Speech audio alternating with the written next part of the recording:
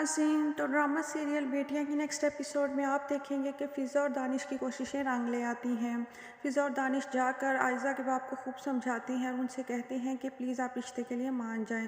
फ़ारिस जो है वो हानि के साथ बेहद मुखलिस है, लिहाजा फ़िज़ा के बेहद समझाने पर हानि के वालिद जो हैं वो हाँ कर देते हैं। दूसरी तरफ ये दोनों मियाँ बीवी जब घर आते हैं तो फ़ारिस के सामने थोड़ा सा ड्रामा रचाते हैं। उससे बेहद फ़िक्रमंद देखकर दानिश एक्टिंग शुरू कर देता है और उससे कहता है कि मैंने हानि के बाप को बेहद समझाने की कोशिश की है। मैंने उनसे रिक्वेस्ट की है कि अंकल, मैं आपको अपनी गारंटी देता हूँ, आप इस रिश्ते के लिए मान जाएं। मगर अभी वो अपनी बात मुकम्मल भी नहीं कर पाया होता कि फ़ारिस ये बात सुनकर इमोशनल हो जाता है और कहता है, अरे तुम्हारी गारंटी का क्या काम। मगर साथ ही जब दानिश कहता है कि उन्होंने हाँ कर दी है तो उससे इस बात का यकीन ही नहीं आता कि उस हानि के रिश्ते के लिए उसके बाप जो है वो मान गए हैं।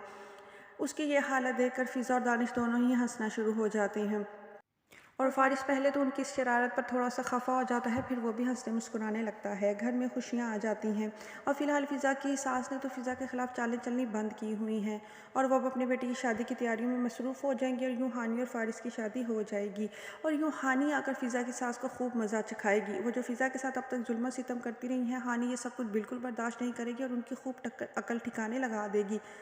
खैर, हानि और फ़िज़ा का मामला तो बिल्कुल ठीक हो ही जाएगा। दूसरी तरफ बेचारी अनम बेहद मुश्किल में आई हुई है। उसकी सास ने तो मुनाफ़िक़त की हद कर दी है। वो उसके ख़िलाफ़ दिन रात चालें चलती रहती हैं और उसकी इस फ़ितरत का अंदाज़ा तो उसके बेटे और उसकी बेटी को भी नहीं हो रहा। उसकी बेटी भी अनम से ये बात कह देती है कि मैं सोच भी नहीं सकती थी कि तुम इस तरह की भाभी बनकर इस घर में तशरीफ़ लेकर आओगी। अनम उसको समझाने की बेहद कोशिश करती है कि तुम पर एक दिन पर्दा खुल जाएगा, ये सब तुम्हारी हरकतें माँ कर रही है, मेरी ना तो नीयत बुरी है ना मैं खुद। मगर इरम उसकी ये बात मानने से इनकार कर देती है। वो कहती है, मेरी अम्मी तुम्हारे ख़िलाफ़ तो क्या किसी के भी ख़िलाफ़ कभी भी कोई चाल नहीं चल सकती। अब दूसरी तरफ आयज़ा भी बेहद फ़िक्रमंद नज़र आ रही है। उसे इस बात की टेंशन हो रही है कि आखिर साद को वो किस तरह उसके बाप की हकीकत के बारे में बताए। साथ तो अब उसके हाथों से निकलता चला जा रहा है। इसमें गलतियां कुछ आयज़ा की भी हैं, मगर अब वो पछता रही है। मगर अब साथ को तो उसके बाप ने जो दोस्त दे दी है, वो उसी के साथ हर वक्त गपशप लगाता रहता है और अपना टाइम पास करता रहता है। अब ये सारी परेशानी की बातें जो है आयज़ा को बेहद फ़िक्र में मुब्तला कर रही हैं। अब वो सोच रही है कि वो ये सारी बात किसके साथ डिस्कस करे और कौन है जो इस मामले में उसे अच्छी तरह मशवरा दे सके।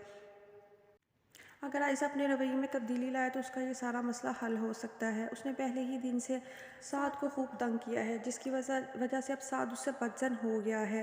लिहाजा अब आयशा को समझ नहीं आ रही है कि साद को कैसे बताए कि तुम्हारे बाप की असलियत क्या है।